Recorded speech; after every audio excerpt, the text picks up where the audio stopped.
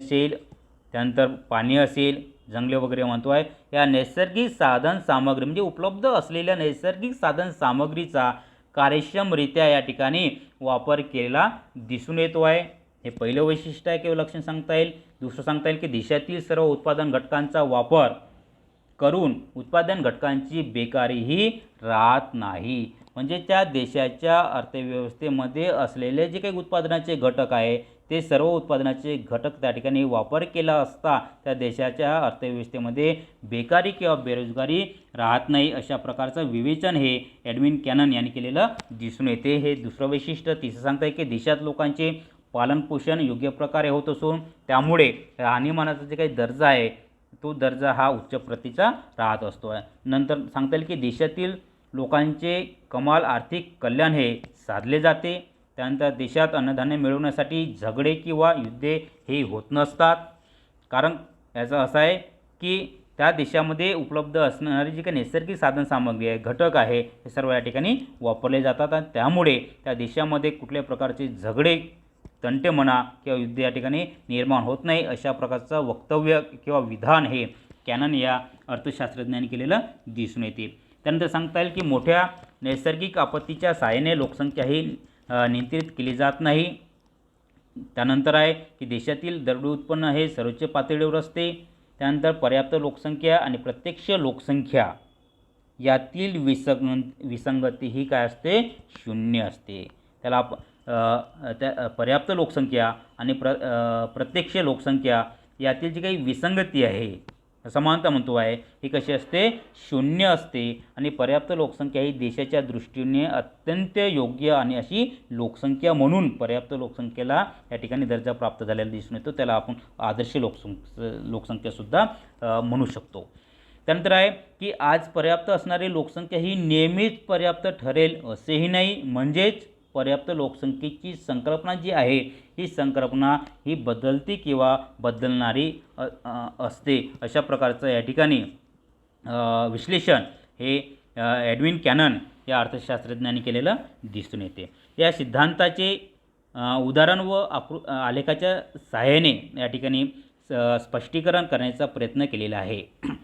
पहिलं कोष्टक दिलेलं आहे. त्या कोष्टकामध्ये 4 कॉलम.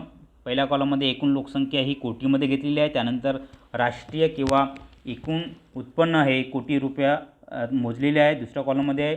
तिसऱ्या कॉलममध्ये दरडोई उत्पन्न हे रुपयामध्ये मोजलेले आहे. आणि चौथा आहे लोकसंख्या ही न्यून आहे, अतिरिक्त आहे की पर्याप्त आहे, या प्रकारचं हे या चौथ्या कॉलममध्ये याचे मापन केलेलं आहे. एकूण लोकसंख्या ही 30 कोटी, 32 कोटी, 34, 36, 38, 40, 42, 44 आणि 46 अशी लोकसंख्येचं या ठिकाणी मापन केलेलं आहे. त्यानंतर राष्ट्रीय उत्पन्न हे उत्तरोत्तर वाढत जाणारं आहे.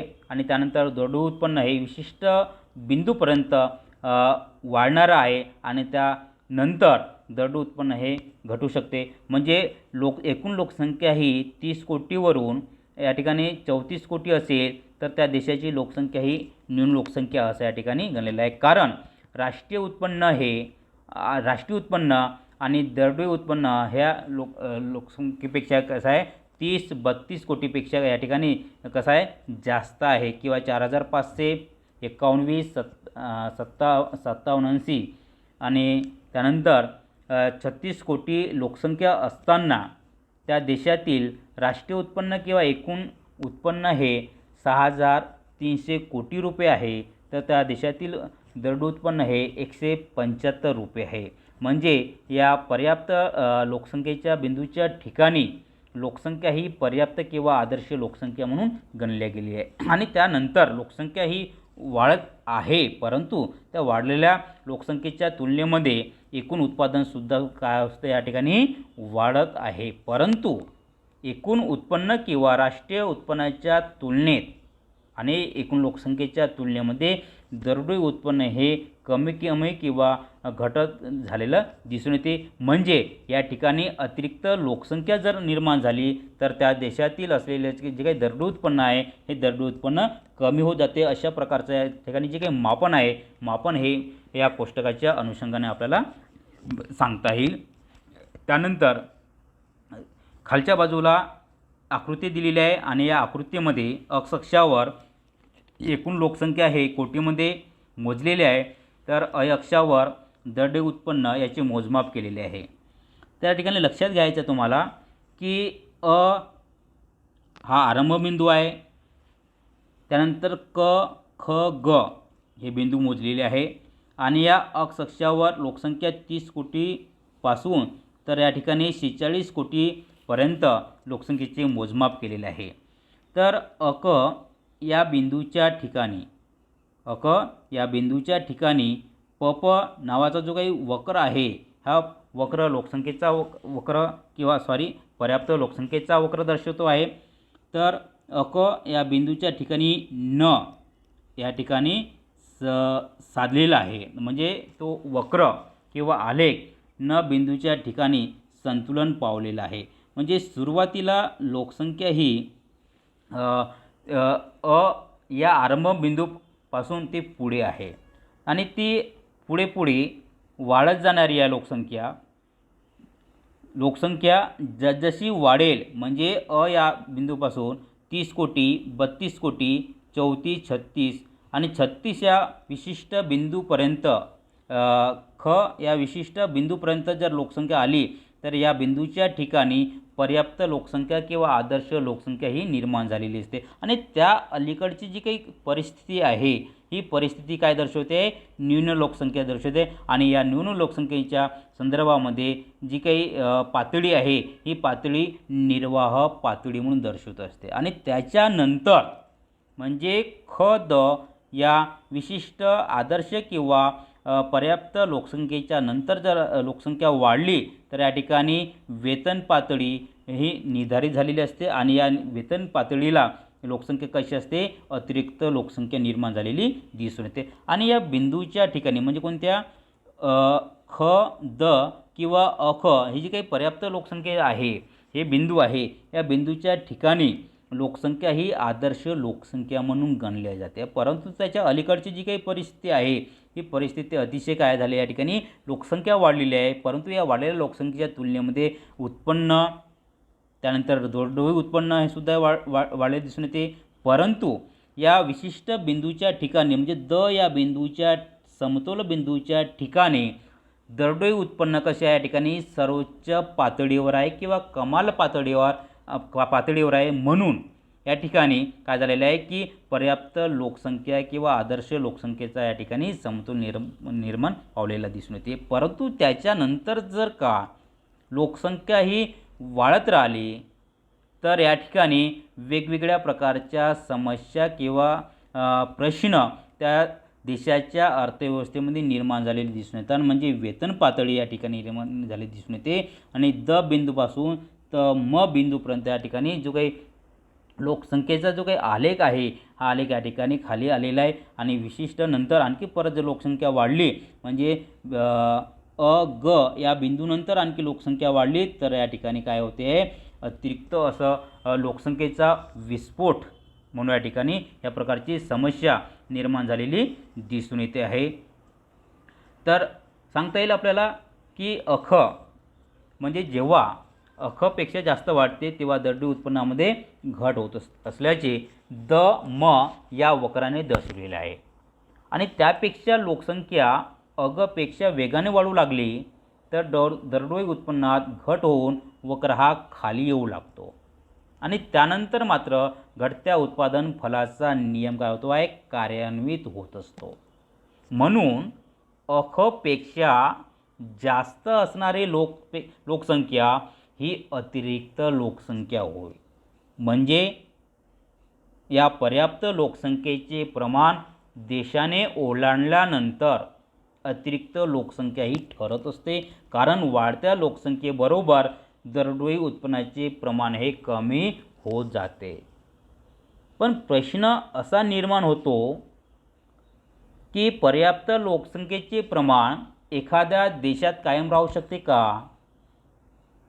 तर आपण यापूर्वी पाहिले आहे की पर्याप्त लोकसंख्या असताना देशातील नैसर्गिक संसाधने, त्याचबरोबर देशातील तंत्रज्ञान, भांडवल इत्यादी साधनांचा जास्तीत जास्त चांगला वापर होऊन राष्ट्रीय उत्पन्न व दरडोई उत्पन्न यामध्ये वाढ होत असते.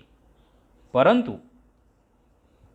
ही परिस्थिती कायम पुढे राहू शकत नाही, कारण नवीन तंत्रज्ञान व वैज्ञानिक शोध, त्याचबरोबर युद्ध असेल, आर्थिक व राजकीय धोरणातील बदल असेल, साधनांची उपलब्धता किंवा टंचाई या विविध कारणांमुळे उत्पादन प्रमाणामध्ये बदल होत असतात. अशा प्रकारच्या या ठिकाणी या पर्याप्त किंवा आदर्श लोकसंख्या या डायग्राम आणि कोष्टकाच्या अनुषंगाने आपल्याला या ठिकाणी विश्लेषण करता येईल. त्यानंतर या सिद्धांताचे स्पष्टीकरण, या पर्याप्त लोकसंख्या विषयक सिद्धांताचे स्पष्टीकरण देत असताना यामध्ये प्रामुख्याने न्यून लोकसंख्या आणि अतिरिक्त लोकसंख्या या दोन संकल्पना बघणे अतिशय महत्त्वाचं आहे. कारण अंडर पॉप्युलेशन किंवा न्यून लोकसंख्या कशाला म्हणायचं की समजा विशिष्ट वेळी देशातील नैसर्गिक साधनसामग्री, भांडवलाचा पुरवठा आणि उत्पादनाचे तंत्र स्थिर असताना देशातील लोकसंख्येत वाढ झाली असता दरडोई उत्पन्नामध्ये वाढ होत असेल तर ती त्या देशाची न्यून लोकसंख्या ही होत असते. तर अतिरिक्त लोकसंख्या किंवा ओव्हर पॉप्युलेशन ही जी काही संकल्पना आहे, ही संकल्पनेचा अर्थ किंवा व्याख्या अशी देता येईल की देशाची लोकसंख्या वाढत गेल्यास, सरासरी दरडोई उत्पन्नात घट होऊ लागल्यास ती त्या देशाची अतिरिक्त लोकसंख्या होय. आणि वाजवी लोकसंख्येपेक्षा, दुसरे या ठिकाणी सांगता येईल की वाजवी लोकसंख्येपेक्षा जास्त असणारे लोकसंख्या म्हणजे अतिरिक्त लोकसंख्या होय. अशा प्रकारची व्याख्या ही अतिरिक्त लोकसंख्येच्या बाबतीमध्ये आपल्याला या ठिकाणी करता येईल. त्यानंतर सांगता येईल की विविध शास्त्रज्ञांनी पर्याप्त, त्यामध्ये प्रोफेसर रॉबिन्स, त्यानंतर कॉर सँडर्स यांचा दृष्टिकोन, त्याच्यानंतर डॉल्टन यांचा दृष्टिकोन, अशी 3 दृष्टिकोन या ठिकाणी महत्त्वाचे आहे. परंतु या ठिकाणी अतिशय महत्त्वाचा जो काही दृष्टिकोन आहे तो डॉल्टनचा दृष्टिकोन या ठिकाणी मी घेतलेला आहे. याचं कारण असं आहे की एखाद्या देशाची लोकसंख्या पर्याप्त लोकसंख्येपेक्षा किती जास्त किंवा किती कमी आहे हे दर्शवायचं असेल तर या ठिकाणी डॉल्टनचा दृष्टिकोन अतिशय महत्त्वाचा ठरतो. आणि हा दृष्टिकोन दर्शवण्याकरिता त्याने जे काही सूत्र सांगितले आहे ते सूत्र असं आहे किंवा समीकरण ते म्हणजे m बरोबर m = a-0 divided by o. म्हणजे त्याला आपण मराठीमध्ये म्हणू विसंगती बरोबर प्रत्यक्ष लोकसंख्या वजा पर्याप्त लोकसंख्या भागीला पर्याप्त लोकसंख्या. m बरोबर विसंगती, a बरोबर प्रत्यक्ष लोकसंख्या आणि o बरोबर पर्याप्त लोकसंख्या. या हे जे काही इंग्रजी शब्द या ठिकाणी वापरले आहे याचा या ठिकाणी जी काही विसंगती म्हणतो आहे ही विसंगती काढण्याचं काम डॉल्टन यांनी केलेलं दिसून येते. आता हे विसंगती काढण्याकरिता m > 1 असेल म्हणजे त्या देशाची अतिरिक्त लोकसंख्या असेल तर यामध्ये गणलं गेलं आहे की विसंगतीचे उत्तर जर पॉझिटिव्ह किंवा धन असेल किंवा अधिक असेल तर ती त्या देशाची लोकसंख्या ही अतिरिक्त आहे असं समजावं. दुसऱ्या ठिकाणी सांगितलं आहे त्यांनी की m < 1 म्हणजे विसंगतीचे उत्तर किंवा या ठिकाणी समायोजन अभावाची जी काही मात्रा आहे ती जर उणे असेल किंवा निगेटिव्ह आले असेल तर त्या देशाची लोकसंख्या ही ऋण लोकसंख्या म्हणून समजावी. तर तिसरं सांगितलेलं आहे डॉल्टन यांनी विसंगतीचं सूत्र की m = 0 जर समायोजन अभावाची मात्रा किंवा विसंगतीचे उत्तर 0 किंवा 0 आले असेल तर त्या देशाची पर्याप्त व वाजवी व आदर्श लोकसंख्या समजावी. म्हणजे m = 0 आले असेल तर त्या देशाची लोकसंख्या ही पर्याप्त किंवा त्या ठिकाणी पर्याप्त आदर्श लोकसंख्या ही समजावी, अशा प्रकारच्या या ठिकाणी समीकरणाची मांडणी ही डॉल्टन यांनी केलेली दिसून येते. त्यानंतर या सिद्धांतावर विविध अर्थशास्त्रज्ञांनी, विविध अभ्यासकांनी टीकासुद्धा केलेली आहे किंवा आक्षेपसुद्धा घेतलेला आहे. कारण पर्याप्त लोकसंख्येचा सिद्धांत हा माल्थसच्या सिद्धांतापेक्षा अनेक बाबतीमध्ये श्रेष्ठ आहे. आणि श्रेष्ठ असला तरीही टीकाकारांना या सिद्धांतात पर्याप्त लोकसंख्या ही संकल्पना काल्पनिक वाटून राहिली. लोकसंख्या ही काल्पनिक वाटत आहे. म्हणजे अशा प्रकारची टीका या माध्यमातून या पर्याप्त लोकसंख्या सिद्धांतावर केलेली दिसून येते. या ठिकाणी मी 9 टीका किंवा आक्षेपांचा समावेश या ठिकाणी केलेला आहे. त्यामधील सांगता येईल की वस्तुस्थितीशी विसंगत असे गृहीतकांचा समावेश कॅनॉन यांनी आपल्या पर्याप्त लोकसंख्या सिद्धांतामध्ये केलेला दिसून येते किंवा गृहीत धरलेला आहे की काम करणाऱ्या लोकांचे एकूण लोकसंख्येशी असणारे प्रमाण हे कायम असते. काम करणाऱ्या लोकांचे एकूण लोकसंख्येशी असणारे प्रमाण हे कायम असते, परंतु डायनॅमिक इकॉनॉमीमध्ये किंवा गतिमान अर्थव्यवस्थेमध्ये हे प्रमाण कायम राहिल्याचे आढळत नाही. याचं उदाहरण जर द्यायचं झालं असं तर दुसऱ्या महायुद्धाच्या काळात अनेक युरोपीय राष्ट्रातील जवान हे युद्धामध्ये कामी आले आणि त्यामुळे त्यानंतर महायुद्ध समाप्तीनंतर संबंधित राष्ट्रात एकूण लोकसंख्येशी कार्यकारी लोकांचे किंवा कार्यकारी लोकसंख्येचे प्रमाण हे कमी झाल्याचे आढळून आले आहे. हे याचं या ठिकाणी उदाहरण सांगता येईल. तसेच शास्त्रीय शोधामुळे आणि उच्च राहणीमानामुळे जो राहणीमानाचा दर्जा आहे त्यामुळे जगातील सर्वच राष्ट्रातील लोकांचे सरासरी आयुर्मान वाढत आहे आणि एकूण लोकसंख्येच्या वृद्धांच्या प्रमाणामध्ये सुद्धा वाढ होताना दिसून येते. असं एक जी काही त्यांनी गृहीतके जी काही मांडली होती ही गृहीतके या वस्तुस्थितीशी काय विसंगत असल्याचं दिसून येते आहे. दुसरं सांगता येईल की कल्पना ही वास्तव काल्पनिक आहे. कल्पना जी काही त्यांनी मांडली पर्याप्त लोकसंख्येची ही संकल्पना कशी आहे वास्तव व काल्पनिक आहे. कारण या सिद्धांतानुसार ज्या लोकसंख्येला दरडोई उत्पन्न हे सर्वोच्च असेल ती त्या देशाची पर्याप्त लोकसंख्या होय अशा प्रकारचं विधान हे कॅनॉन यांनी केलेलं होते. परंतु दरडोई उत्पन्न शोधून काढण्यासाठी एकूण स्थूल राष्ट्रीय उत्पन्नाची माहिती असणं आवश्यक आहे आणि स्थूल राष्ट्रीय उत्पन्नाचा आकडा शोधून काढत असताना अनेक प्रकारच्या अडचणी येतात आणि यामध्ये अल्पशी जरी चूक झाली तरी पर्याप्त लोकसंख्येचा आकडा हा चुकीचा येऊ शकतो. अशा प्रकारे या ठिकाणी जी काही कल्पना आहे ही कल्पना वास्तव व काल्पनिक आहे अशा प्रकारचं जे काही मत मांडलेलं आहे ते विल्यम बेव्हरिज यांनी केलेलं आहे. ते म्हणतात की पर्याप्त लोकसंख्येची संकल्पना ही कशी आहे काल्पनिक स्वरूपाची आहे असं त्यांचं म्हणणं आहे.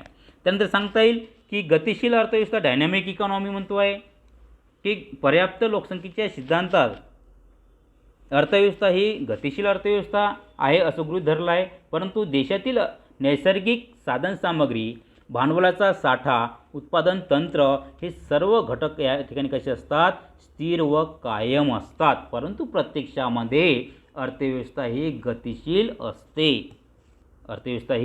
गतिशील असते. कारण नवनवीन साधनसामग्रीचे या ठिकाणी शोध लागलेले असतात किंवा शोध लागलेले आहे. परदेशातून भांडवल सामग्री हे आयात केली जात असते.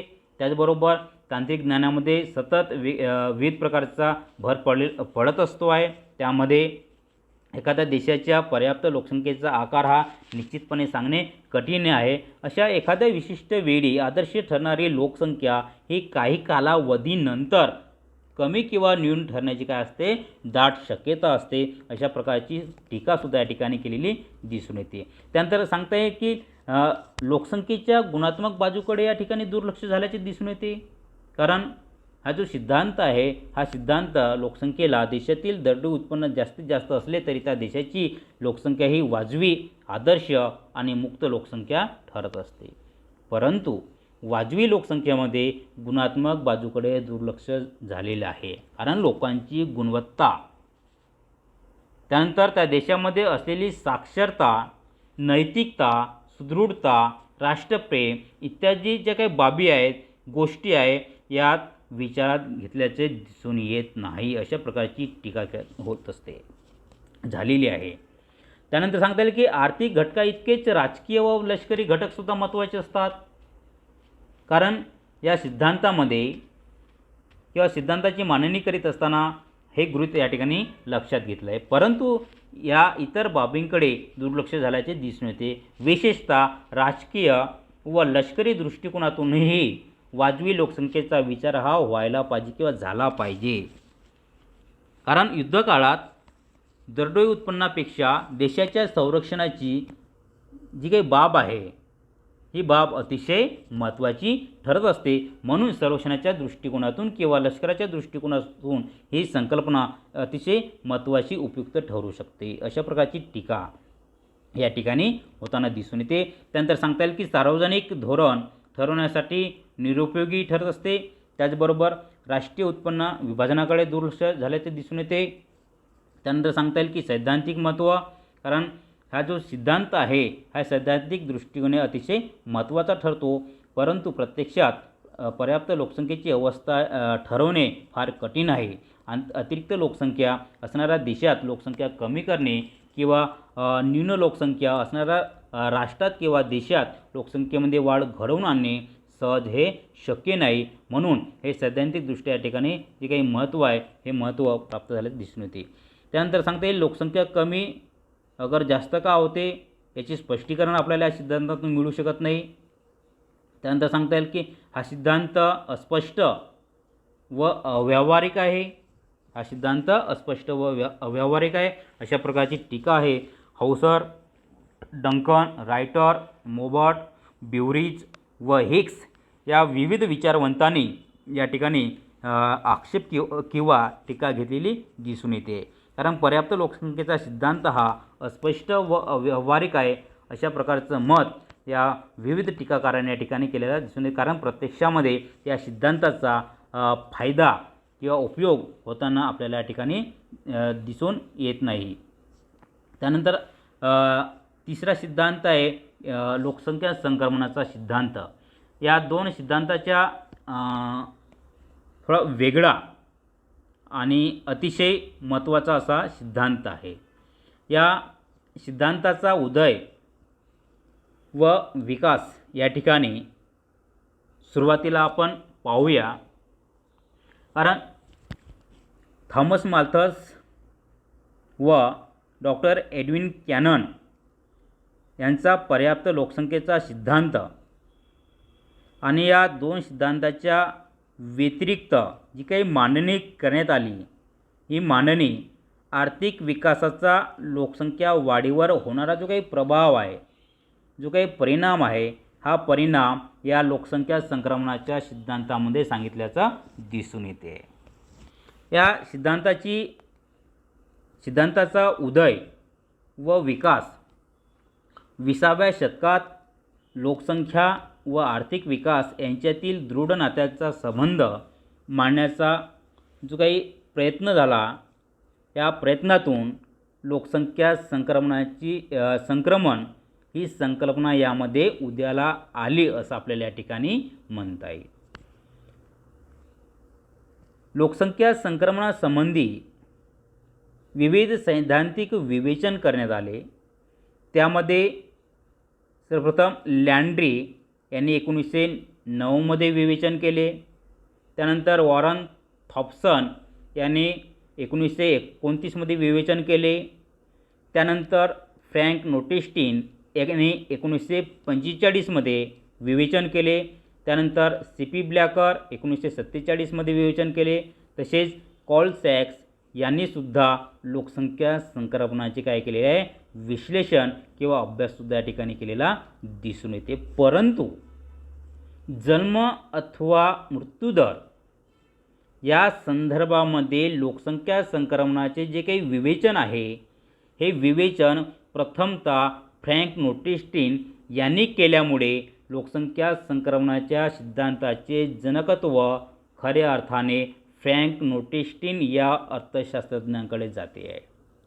याचं कारण काय आहे की जन्म अथवा मृत्यूदर या संदर्भामध्ये जे लोकसंख्या संक्रमणाचे जे काही विवेचन केले आहे किंवा अध्ययन जे काही केले आहे, या अध्ययनाच्या संदर्भामध्ये जो काही सिद्धांताची मांडणी केली, ही मांडणी केल्यामुळे या सिद्धांताचे जनकत्व या फ्रँक नोटिस्टीन या अर्थशास्त्रज्ञाकडे खऱ्या अर्थाने गेले आहे.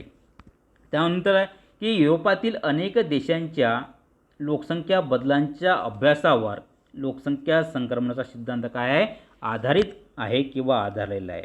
अनेक युरोपीय देशांच्या संदर्भामध्ये जे लोकसंख्याविषयक बदल घडून आले, त्या बदलांच्या अभ्यासावर हा सिद्धांत या ठिकाणी आधारलेला आहे असं आपल्याला या ठिकाणी सांगता येईल.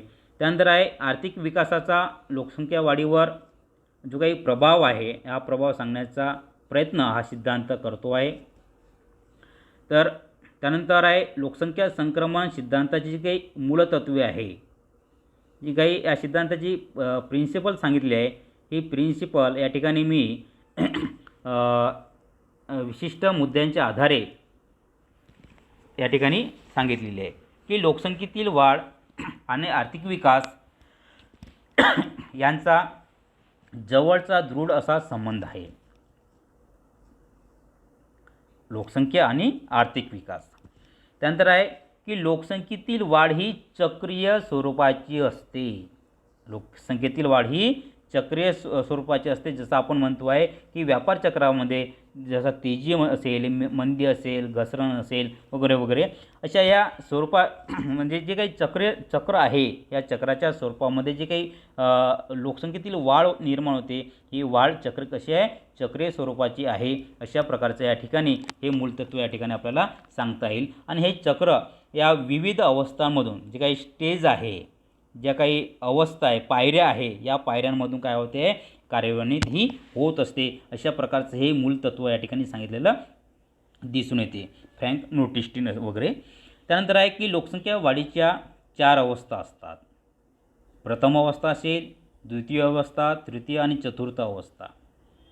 सुरुवातीला ही मंद वाढ, नंतर जलद व स्फोटक वाढ, पुन्हा मंद वाढ व शेवटी स्थिर वाढ, अशा या 4 अवस्था होत. परंतु प्रामुख्याने या सिद्धांतामध्ये आपल्याला 3 अवस्थांचा अभ्यास आपल्याला करायचा आहे. नंतर आहे की लोकसंख्या संक्रमणात लोकसंख्या जलद वाढण्याच्या अवस्थेत जन्मदरातील वाढीपेक्षा मृत्यूदर हा कमी होणे हे कारण काय आहे, महत्त्वाचे ठरते आहे. म्हणजे या सिद्धांतामध्ये लोकसंख्या जलद वाढण्याच्या अवस्थेत जन्मदरातील वाढीपेक्षा मृत्यूदर कमी होणे हे एक महत्त्वाचे कारण म्हणून या सिद्धांताचं काय आहे, मूलतत्व या ठिकाणी लक्षात घेतलेलं आहे. त्यानंतर आहे लोकसंख्येतील वाढ मंदावत असताना जन्मदराबरोबर मृत्यूदर हा कमी होत असला तरी मृत्यूदर महत्त्वाची भूमिका हा पार पाडत असतो. मृत्यूदर जे आहे, हा मृत्यूदर अतिशय महत्त्वाची भूमिका या संक्रमणाच्या सिद्धांतामध्ये आपली भूमिका पार पाडत असतो. अशा प्रकारचं हे एक प्रिन्सिपल किंवा मूलतत्व या ठिकाणी घेतलेलं आहे. लोकसंख्या वाढीचा कल स्थिरावत असताना जन्मदर व मृत्यूदर दोन्ही या ठिकाणी निम्नतम किंवा निश्चितम पातळीवर या ठिकाणी पोहोचलेले दिसून येतात.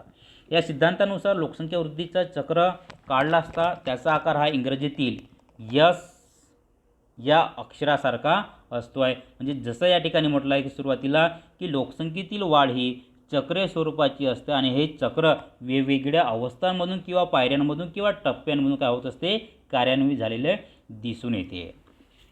त्यानंतर सांगता येईल की हा सिद्धांत अधिक शास्त्रशुद्ध असून त्यात आर्थिक विकासाच्या 3 अवस्थांची कल्पना मांडलेली आहे आणि या विकासाच्या या प्रत्येक अवस्थेत जन्माचे प्रमाण आणि मृत्यूचे प्रमाण यांचे वैशिष्ट्यपूर्ण या ठिकाणी महत्त्वाचा भाग या ठिकाणी या सिद्धांतामध्ये घेतलेला दिसून येते. आणि शेवटचं आहे या ठिकाणी मूलतत्व की लोकसंख्या संक्रमणाचे मूळ हे आर्थिक संक्रमणामध्येच आहे, असं या ठिकाणी हा सिद्धांत सांगतो आहे.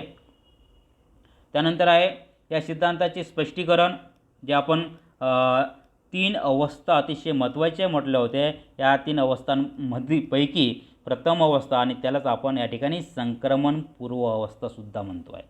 या संक्रमणपूर्व अवस्थेमध्ये नेमकं काय होते बघा या ठिकाणी, की जन्म व मृत्यूचे प्रमाण या ठिकाणी काय असते, जास्त असणे.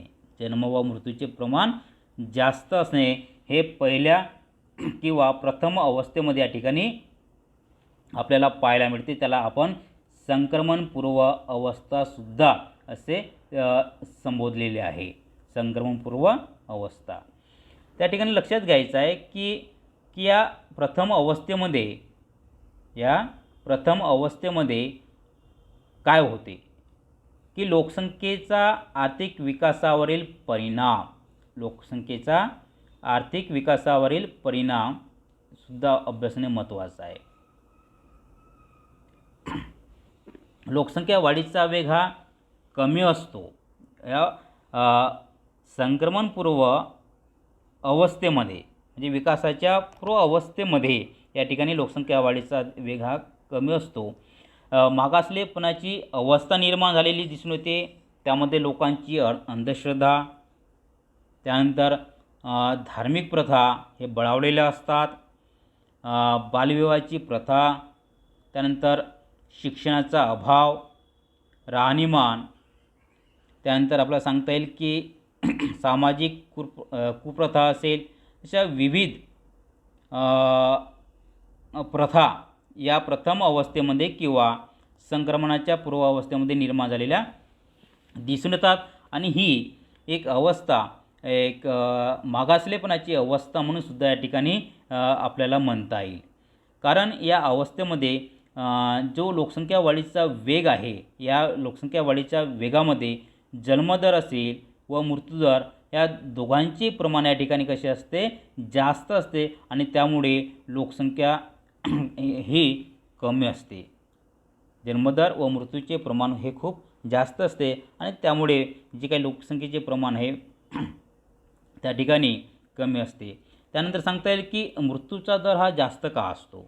मृत्यूचा दर हा जास्त का असतो, कारण यामध्ये निकृष्ट प्रतीचा आहार मिळत असतो.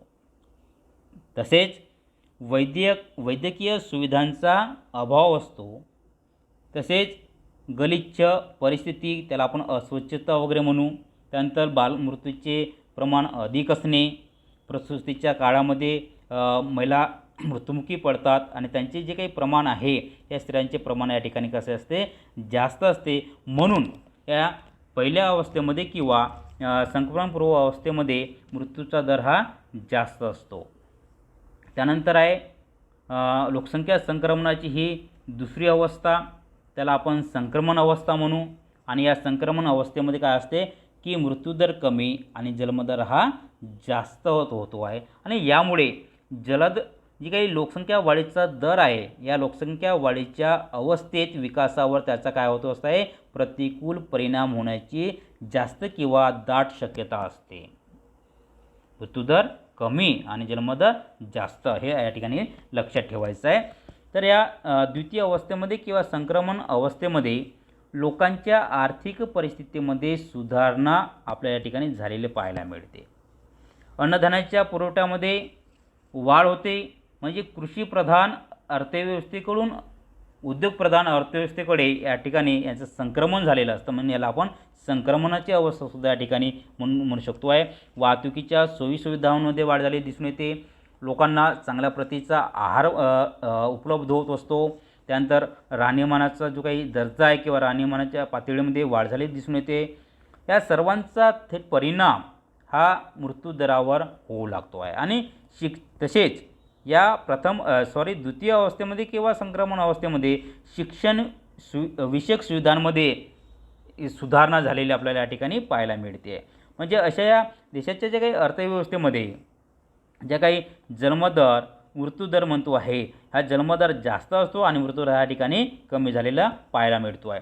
तर याच दुसऱ्या अवस्थेमध्ये वैज्ञानिक प्रगती झालेली दिसून येते. सामाजिक प्रथा परंतु या ठिकाणी कायम असतात. जो काही दैववादी दृष्टिकोन आहे हा दैववादी दृष्टिकोनाची जी काही प्रवृत्ती आहे ही प्रवृत्ती या संक्रमण अवस्थेमध्ये आपल्याला पाहायला मिळते. सामाजिक भेदभावसुद्धा निर्माण झालेले पाहायला मिळतात. जसं म्हणतो आहे की वंशाचा दिवा वगैरे असेल, मुलगा व मुलीमध्ये भेदभावसुद्धा या ठिकाणी दुसऱ्या अवस्थेमध्ये किंवा संक्रमण अवस्थेमध्ये पाहायला मिळतो आहे.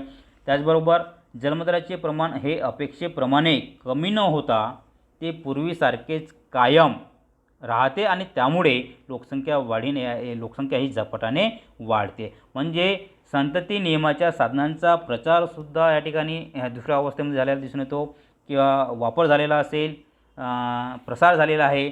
परंतु या ठिकाणी लोकसंख्या वाढीचा दर हा जास्त असतो आणि म्हणून दुसऱ्या अवस्थेला किंवा दुसऱ्या अवस्थेमध्ये किंवा संक्रमण अवस्थेमध्ये लोकसंख्येचा विस्फोट आपल्याला या ठिकाणी पाहायला मिळतो आहे. असं या ठिकाणी लोकसंख्या सिद्धांताचं या ठिकाणी ही दुसरी अवस्था आपण लक्षात घेतलेली आहे. त्यानंतर आहे लोकसंख्या संक्रमणाची तिसरी अवस्था, त्याला आपण संक्रमणोत्तर अवस्थासुद्धा असा आपण म्हणू शकतो. या अवस्थेमध्ये जन्मदर व मृत्यूदर ह्या ठिकाणी कमी असतो. जन्मदर व मृत्यूदर म्हणजे दोन्ही जे काही दर आहे हे दर आपल्याला कमी पाहायला मिळतात. यामध्ये प्रामुख्याने काय झालेले असतात की मानवांच्या गरजा, तसेच या ठिकाणी दरडोई उत्पन्न व राहणीमानाचा दर्जा इत्यादीवर विचार करण्याचा भाग वाढतो. म्हणजे मनुष्याच्या ज्या काही गरजा आहे ह्या गरजा कशा वाढतील किंवा कशा भागवल्या जातील या दृष्टिकोनातून विचार करण्याची जी काही प्रवृत्ती आहे ही प्रवृत्ती या ठिकाणी बळावलेली दिसून येते. म्हणजे दरडोई उत्पन्न वाढेल, राहणीमानाचा दर्जा सुधारू शकतो, अशा प्रकारचा विचार करण्यास जी काही प्रवृत्ती आहे ही प्रवृत्ती आपल्याला तिसऱ्या अवस्थेमध्ये पाहायला मिळते किंवा संक्रमणाच्या अवस्थेमध्ये पाहायला मिळते. त्यानंतर सांगता येईल की आर्थिक विकासाचा किंवा अर्थव्यवस्थेचा मोठा परिणाम हा लोकसंख्येवर झालेला दिसून येतो. आर्थिक विकासाचा किंवा अर्थव्यवस्थेचा मोठा परिणाम हा लोकसंख्येवर लोकसंख्येच्या वाढीच्या दरावर आपल्याला पाहायला मिळतो. म्हणजे जवळपास आपल्याला असं म्हणता येईल की आर्थिक विकास व लोकसंख्या वाढ यामध्ये जी काही परिस्थिती असेल ही परिस्थिती ही अनुकूल आहे असं आपल्याला या ठिकाणी म्हणता येईल. कारण या अवस्थेमध्ये शेतीप्रधान अवस्थेकडून प्रगत उद्योगप्रधान अवस्थेकडे या ठिकाणी वाटचाल या ठिकाणी निर्माण झाली दिसून येते. अशी ही तिसरी अवस्था किंवा संक्रमणोत्तराची अवस्था या ठिकाणी आपल्याला सांगता येईल. जन्मदर व मृत्यूदर दोन्ही किमान पातळीवर येतात आणि त्यामुळे लोकसंख्या वाढीचा दर हा कमी होऊ शकतो. त्यानंतर सांगता येईल की शिक्षण, समाजाची प्रगतिशीलता, शिक्षणाचा परिणाम यामुळे लोकसंख्या ही नियंत्रित होते. लोकांना या ठिकाणी शिक्षणाच्या ज्या काही सुविधा आहे ह्या सुविधा मिळालेल्या दिसून येतात आणि त्याचा परिणाम हा लोकसंख्या नियंत्रण हा कमी करण्यावर होऊ शकतो आहे. त्यामुळे देशाच्या आर्थिक विकासावर परिणाम हा कसा होतो आहे, अनुकूल स्वरूपामध्ये पाहायला मिळतो आहे. आणि भारताची जी काही स्थिती आहे ही भारताची स्थिती ह्या तिसऱ्या अवस्थेमध्ये किंवा संक्रमणोत्तर अवस्थेमध्ये आपल्याला पाहायला मिळेल. संक्रमणोत्तर अवस्थेमध्ये पाहायला म्हणजे जवळपास भारत देश हा तिसऱ्या अवस्थेमध्ये वाटचाल करीत आहे किंवा संक्रमण करीत आहे असं आपल्याला ठिकाणी म्हणता येईल. म्हणजे मर्यादित लोकसंख्या वाढीच्या या अवस्थेत विकासाला काय होते, अडथळा निर्माण होत नाही असं या ठिकाणी आपल्याला तिसऱ्या अवस्थेत किंवा संक्रमणोत्तर अवस्थेमध्ये आपल्याला पाहायला मिळेल. त्यानंतर आपल्याला सांगता येईल की सिद्धांतावरील आक्षेप किंवा टीका.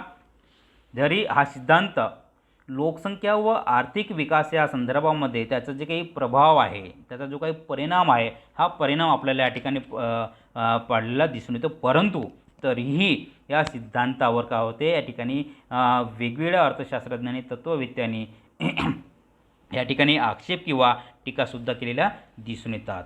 या टीका अशी केली जाते की जन्मदरात घट का घडून येते याबाबतचे स्पष्टीकरण हा सिद्धांत देण्यात अपयश ठरलेला दिसून येतो आहे असं आपल्या ठिकाणी ही टीका करता येईल. कारण या व्यवहारात सिद्धांताचा सुद्धा फारसा उपयोग होत नाही असं या ठिकाणी आपल्याला सांगता येईल. कारण लोकसंख्येतील भविष्यातील बदलासंबंधी जे काही निष्कर्ष काढण्यास व भावी काळातील अंदाज प्रक्षेपित करण्याच्या दृष्टीने हा सिद्धांत किंवा नियम आपल्याला फारसा उपयोगी पडणारा नाही असं आपल्याला या ठिकाणी सांगता येईल.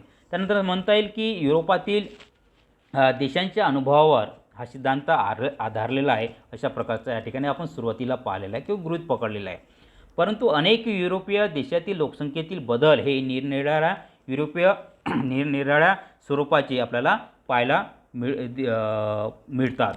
उदाहरणार्थ स्पेनसारख्या देशात मृत्यूदरामध्ये घट होत असताना जन्मदराचे प्रमाणही सुद्धा या ठिकाणी घटत असल्याचे पाहायला मिळेल.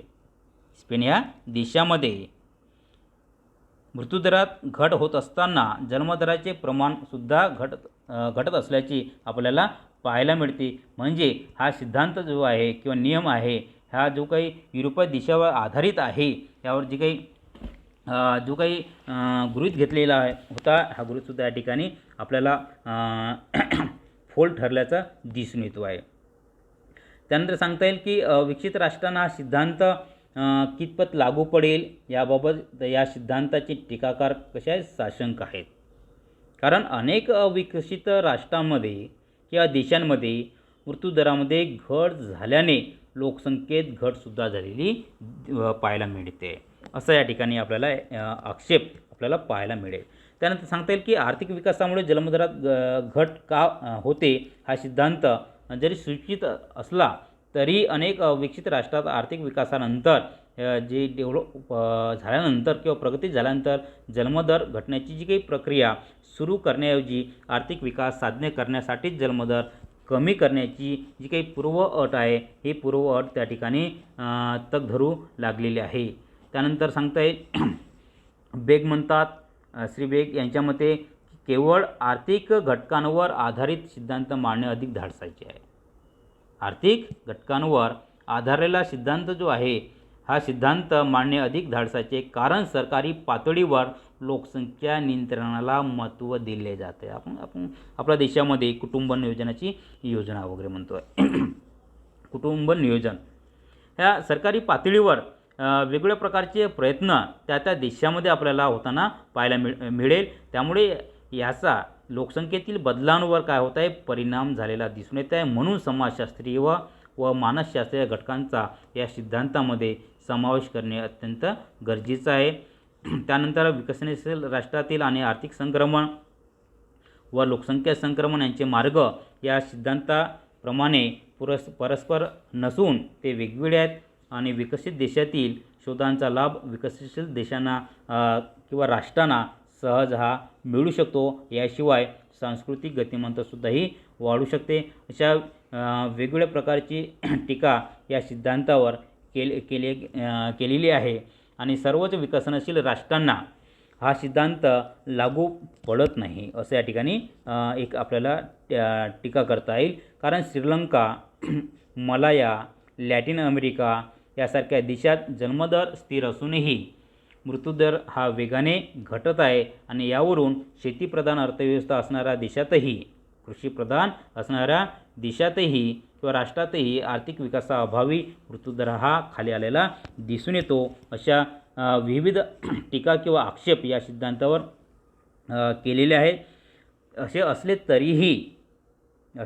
असले तरीही या सिद्धांतामध्ये जन्मदर व मृत्यूदराचे विश्लेषण केले असल्यामुळे हा सिद्धांत वैज्ञानिक व्यावहारिक व यथार्थवादी तसेच सामाजिक आर्थिक घटकांचा विचार व प्रगत तसेच विकसित देशांवरही हा सिद्धांत लागू करता येत असल्यामुळे काय उपयुक्त आहे.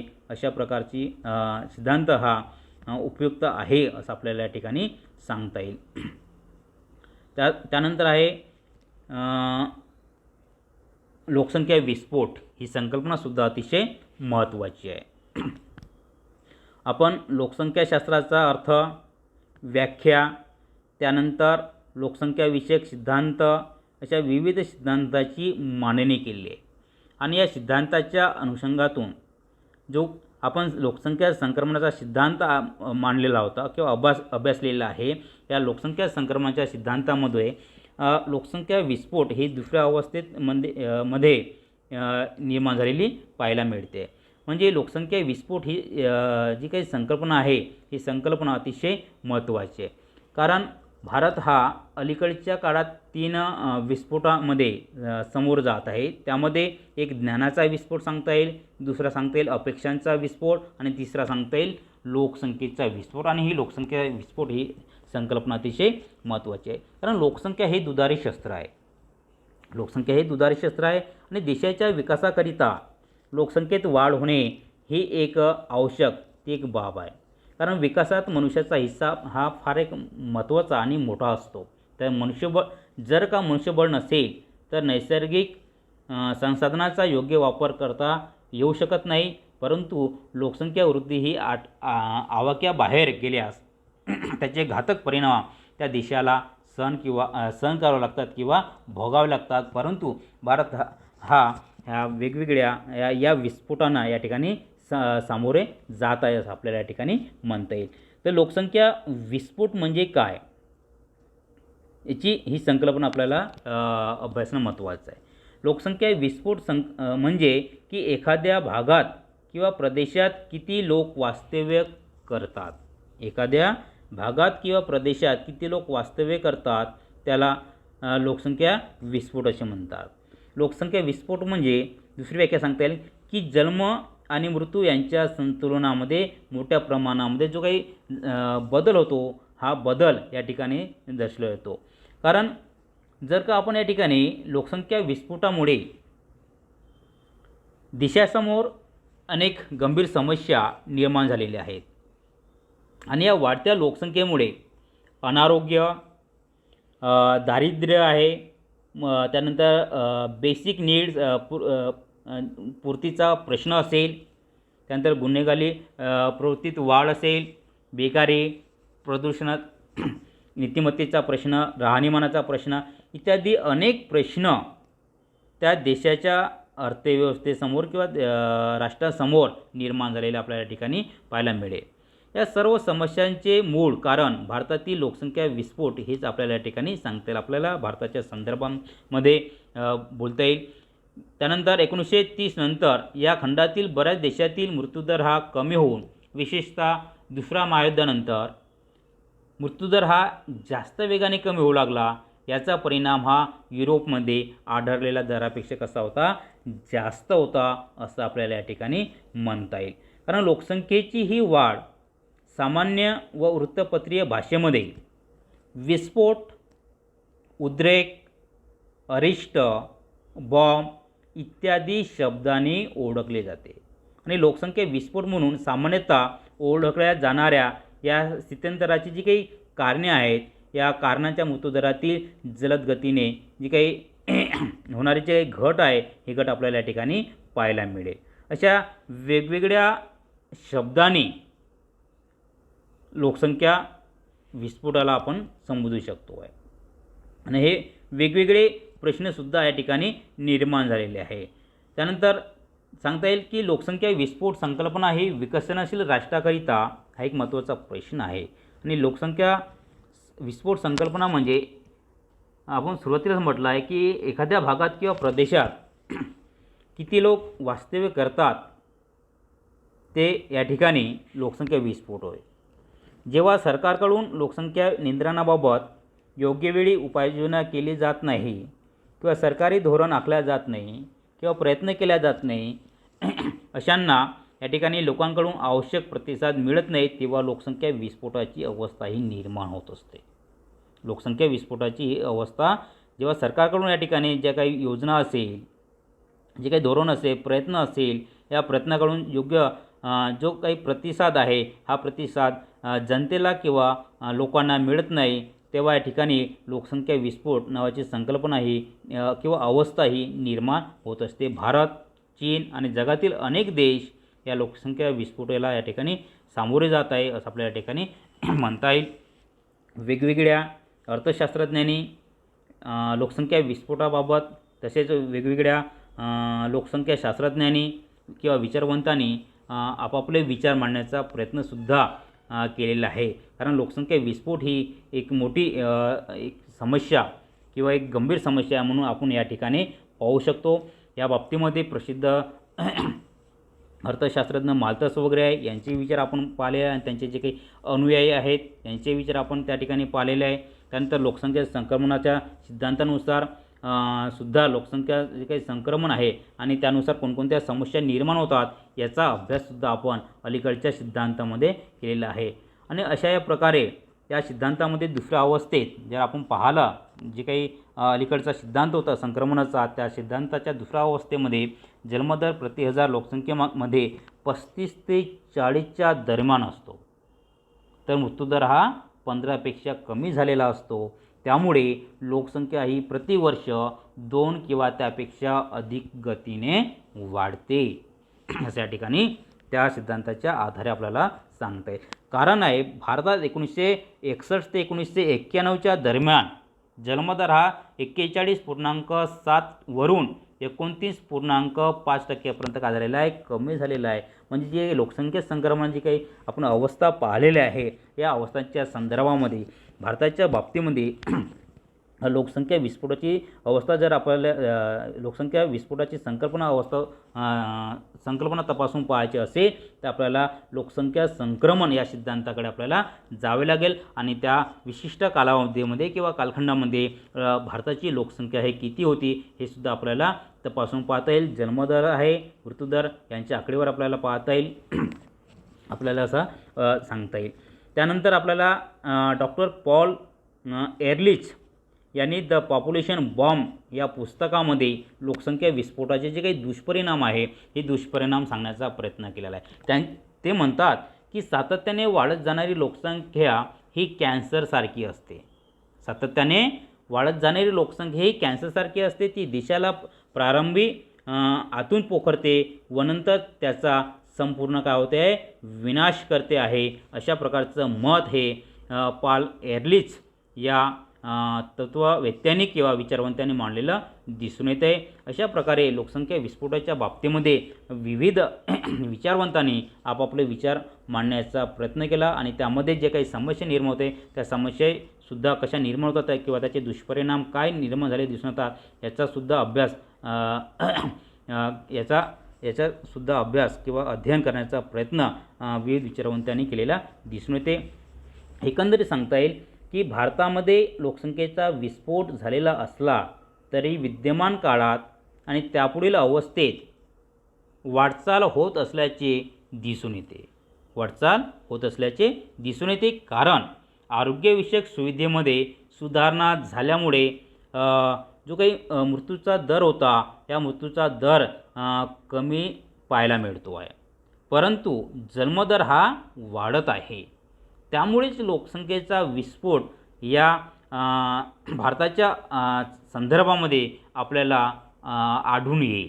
करिता सरकारी पातळीवर प्रयत्न होणे आवश्यक असून आणि त्याला लोकांचे सहकार्यसुद्धा अतिशय महत्त्वाचे आहे असं या ठिकाणी लोकसंख्या विस्फोटाच्या बाबतीमध्ये आपल्याला सांगता येईल.